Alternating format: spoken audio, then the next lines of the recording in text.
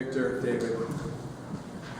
You know, when you've been working on a topic for the entire week about what to say, you overlook some great metaphors. But boy, is music a great metaphor for where the self and the other, where that line disappears? I mean, that harmony between two musicians and the chorus, really the distinction between the self and others do melt away. So I'm going to keep that in my head and wish I thought of it on Monday. So I'm going to explore selfishness in the context of U.S. culture and history and explore whether it's necessarily a bad thing. I mean, I'm going to start with this definition, see if it works for you. Selfishness is behavior that furthers the interest of the actor without regard to the interest of others and often at an expense of others. Does that work? Maybe the shorthand is something that benefits you at the expense of others. Now, benefiting you is a fine thing. It's the expense of the others that we get tripped up on, because we want our kids, for example, to advance their self-interest. We want their lives to be rich. We want them to be independent, show initiative, be assertive. We even sometimes want them to excel and be number one. So advancing your self-interest is not the problem. Now, there's a contemporary narrative in the world that I've heard that Americans are selfish. And curiously, a 2015 Pew Research poll showed that most Americans, in fact, over 2/3 of Americans, say that they think that Americans are selfish. Now, maybe that's because we do things like publish Kim Kardashian's book entitled Selfish. This is a 448-page tome of selfies taken by the queen of selfies, as the New York Times calls Kardashian. And she became famous for promoting herself, right? So, what is the role of selfishness in our culture? Well, our history has always glorified individualism in our narrative, at least the narrative that I was taught. We were founded by people yearning for self-expression and independence. Early colonists came to this shore because their home nations were oppressing them, either religiously, because they were a religious minority, or politically and economically, because they were on land that the ruling class wanted, and so pushed them into the cities. And so coming to this new world, it was called, was always an expression for many people of initiative and independence and assertiveness.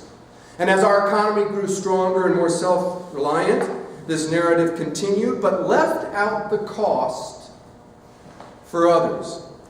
So that advancing yourself at the expense of others, well, we didn't really talk a lot in the narrative I was taught growing up about the enslavement of African Americans or the genocide of American Indians, the marginalization of women, the hiring of children in dangerous professions, basically the oppression of the working class in general. We didn't talk about those costs, but we know that historically and collectively that was selfish. It benefited some at the expense of others.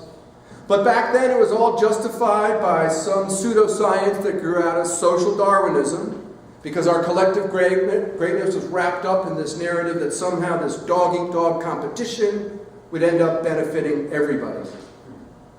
Adam Smith's oversimplified law of supply and demand said that if everybody just acted individually, that in the end we'd produce all the necessary goods needed and things would even out.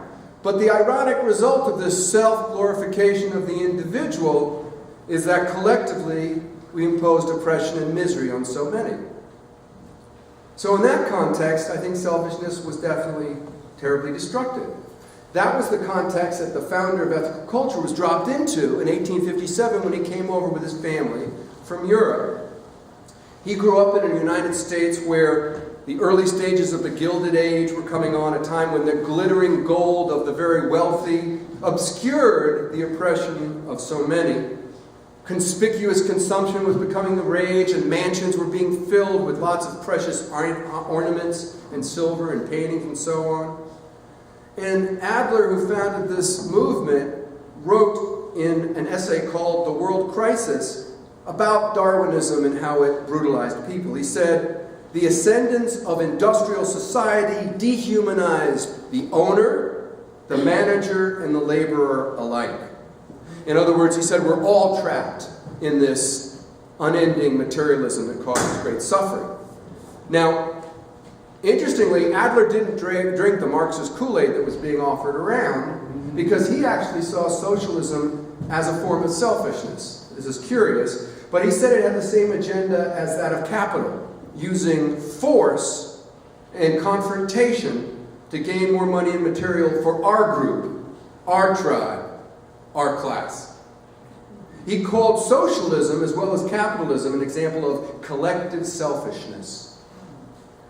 Now, I think Adler, growing up in a relative abundance, didn't adequately distinguish the selfishness of capital and the selfishness of labor. I mean, it's one thing to be wanting some material goods at the expense of another. If you steal a loaf of bread from a store to feed your family, that's different than the sort of selfishness from people who know where they're sleeping every night.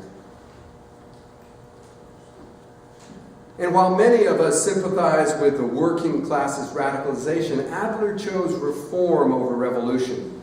So he was cautious and conservative. It's why he started what was called the Businessmen's Group at the New York Society for Ethical Culture, because he wanted to, quote, ethicize economic life so as to overcome the mountains of selfishness and acquisitiveness, end quote. We're more than a century later, and we haven't overcome the mountains of selfishness. In fact, the mountains are higher as ever, right? From the 1987 film Wall Street, there was a mantra in that film, greed is good, to the thievery of the Enron scandal, to the subprime mortgage debacle of 2007, our economy looks more like the Wild West than the economy of a developed nation. So selfishness is on display. And it would be easy, but I think it would be misguided to blame this on a few bad apples. That somehow there are a few sociopaths in our economy that don't realize that other people have lives and feelings and hopes and dreams and families. Sociopaths that are incapable. Maybe they're just egocentric and they don't care about others, or maybe they're just selfish. But it's not just a few bad apples. There is a pervasiveness to selfishness, not just in our country, but around the world. And I think even those of us wanting to do good in the world, we all here act selfishly now and then. We do so in some big ways and in some small ways. Everyone in this room, myself included, every day. So we have to admit that. So maybe the religious leaders are correct when they say we're all sinners. Maybe it's just an example of original sin. I mean, 3 of the famous deadly sins are sorts of examples of selfishness. You've got greed, lust, gluttony. So maybe we have to do more against this essential part of us, if they're right at all. Now, I agree that selfishness is found in all social groups and nearly every person, but I reject the concept of original sin, along with its corollary of eternal damnation. But I do think that selfishness is self-destructive. So what do I mean by that? Let me explore a couple of types of selfishness, and I'm calling one animal selfishness, another psychological selfishness, and the third I'm calling righteous selfishness. So the first is our biological selfishness, the second is our psychological, and the third is an ethical selfishness, okay? So when I talk about animal selfishness, I'm basically talking about this oversimplification of the reading of survival of the fittest.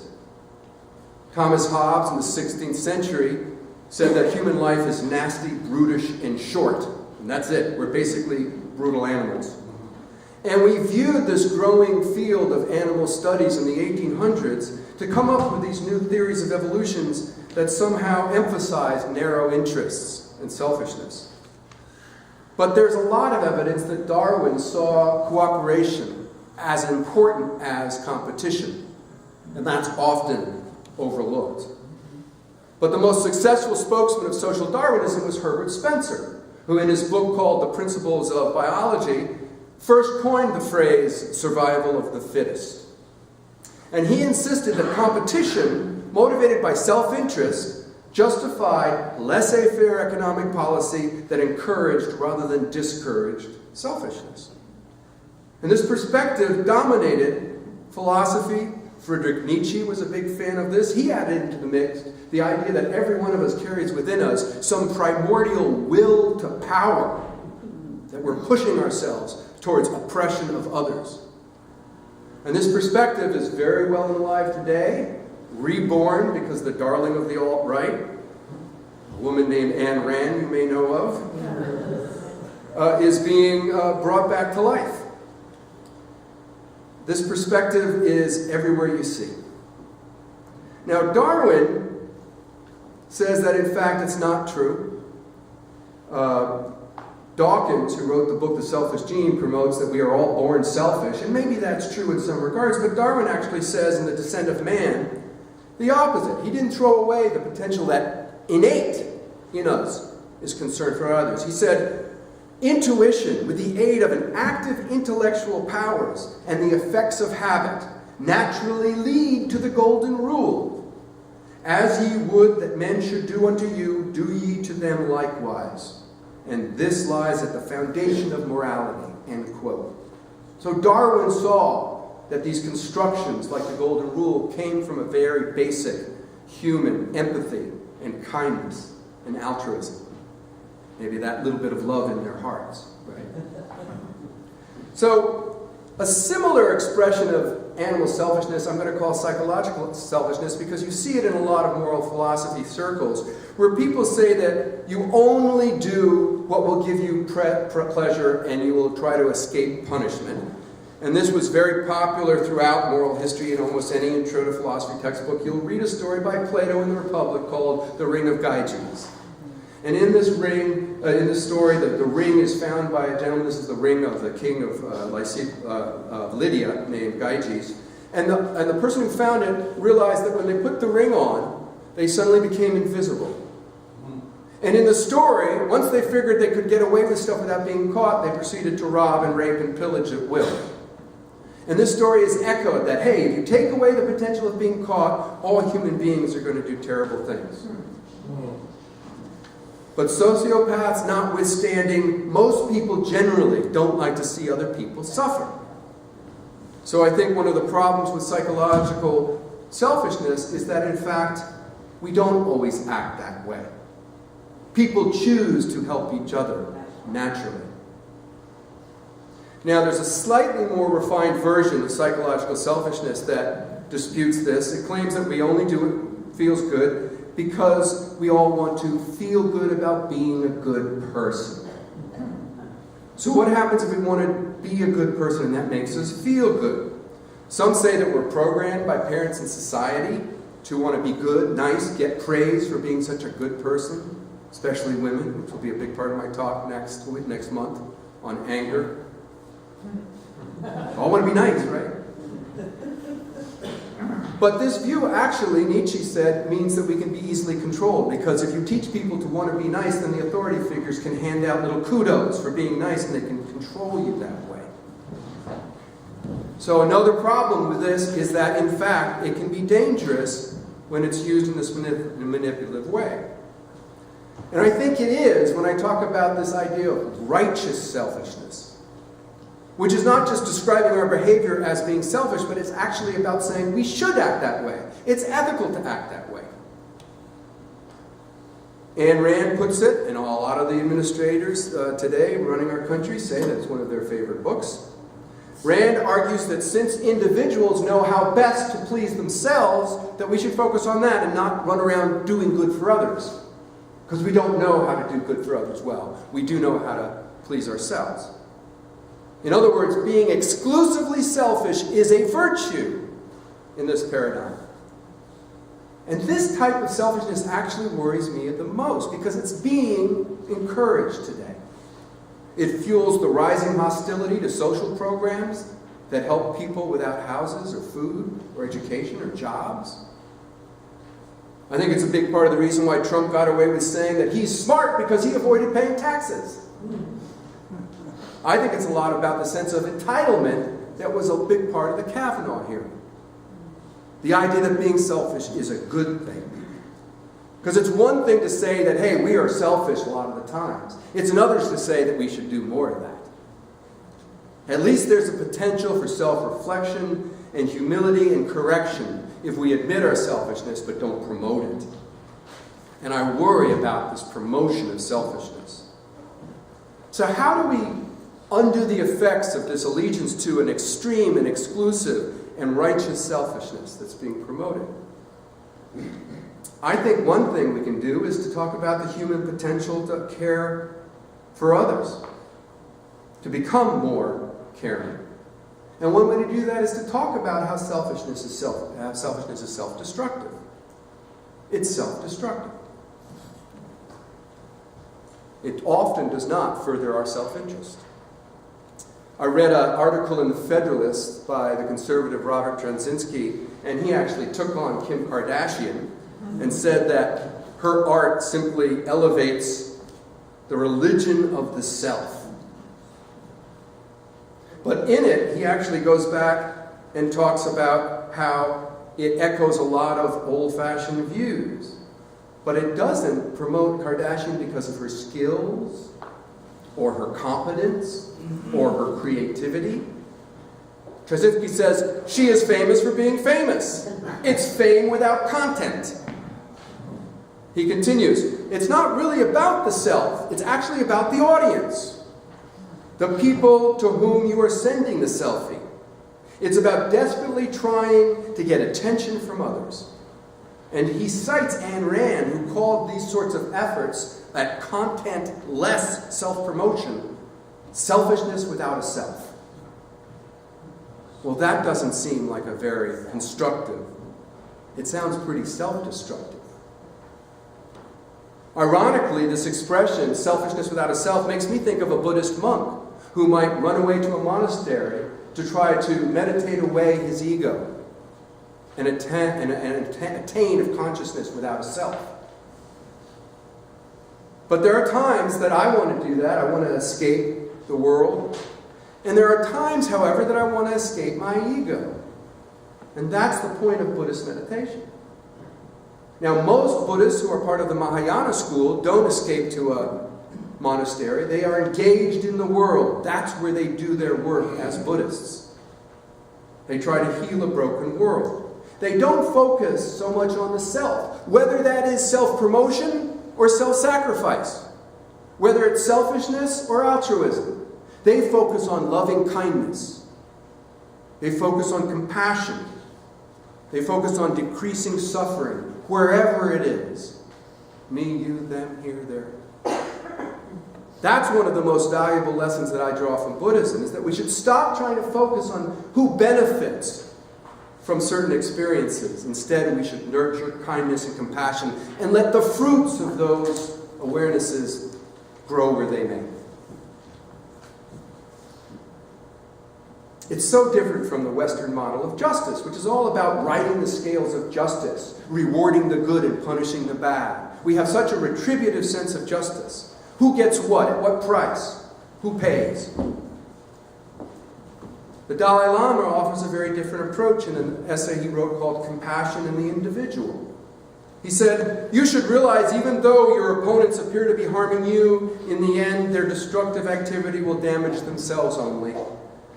In order to check your own selfish impulse to retaliate, you should recall your desire to practice compassion and assume responsibility for helping prevent the other person from suffering the consequences from his or her acts. So this perspective seems a strong sense of connection is what dominates. The idea that we're part of a whole. It challenges the assumption that we are totally autonomous creatures.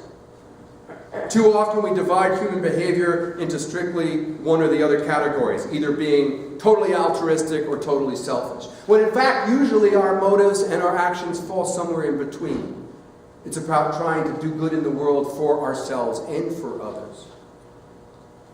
It could be argued that that would make compassionate selfishness perhaps more sustainable. It's doing me good and you good. It actually isn't at a cost of others.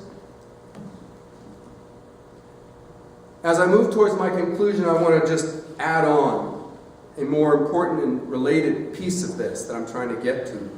And that's the challenging the idea of an exclusive sense of self. It's radically different from seeing the self as being this autonomy, and this autonomous being. I've talked about this a lot, so I apologize, but I think at the root, this is what is important to me.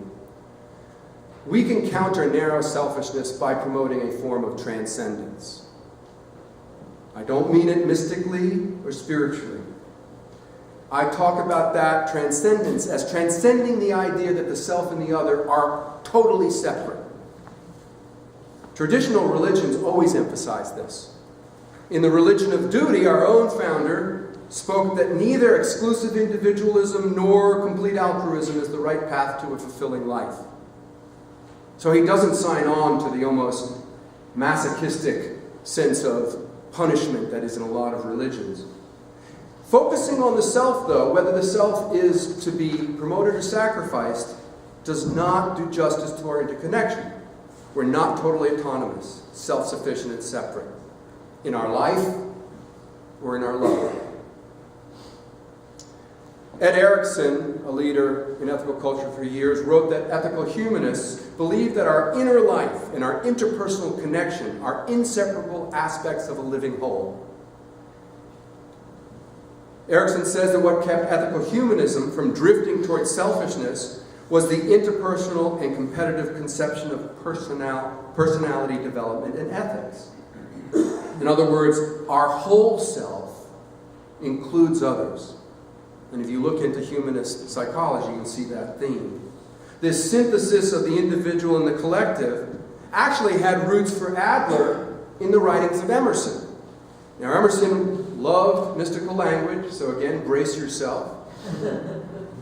Joe Schumann, my mentor, actually did a lot of writing on Emerson, and he points out that what kept Emerson's individualism from drifting into selfishness was his transcendentalism. Schumann says that Emerson believed that our self, whatever we mean by that, is deeply connected to all of reality. When we look into ourselves, when we explore our innermost thoughts, quote, when we bore into that deepest part of ourselves, our aboriginal self, we tap the flow of the divine, which is the same impersonal force that flows through all of us as it flows through all of nature. It is as if there is an impersonal divine mind of which our own individual minds partake. It is as if. Metaphor. We are manifestations of that divine mind as everything else in nature. Emerson refers to this divine flux as the oversoul. For Emerson, God was not out there. God is in each of us. Sometimes Emerson goes so far as to imply that the deepest level, we are all the same. The deeper you go into your individuality, the less individual you become. Now again, putting the metaphysical and mystical flavor to the side, I think we can embrace the psychology of that. Because when I look deeply into myself, I can psychologically imagine my connection to the greater whole. I can imagine the hopes and the memories and the connections to those I love, to all of nature, to the universe. I don't believe in a God, but I do believe in an interpersonal element of my consciousness that comes from living in a social whole. I believe in the imagination to feel this oneness with reality, without supernaturalism. And I try to meditate on that connection by looking within. In fact, Emerson once said about his lesson, "In all my lectures I have taught one doctrine, the infinitude of the private man and woman."